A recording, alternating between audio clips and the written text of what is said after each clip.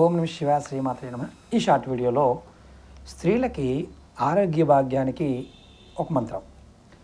ఓం మం మహాదేవిభ్యం నమః.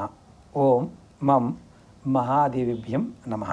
ఈ మంత్రం రాహుకాలంలో కానీ సాయంత్రం పూట దీపాలు పెట్టే సమయం అసుర సంధ్య వేళల్లో 41 రోజుల పాటు ఎవరైతే ఆడవారు జపిస్తే వారికి ఏదైనా చెస్టుకు సంబంధించిన అనారోగ్య సమస్యలు ఉన్నా అవి శాంతిస్తాయి.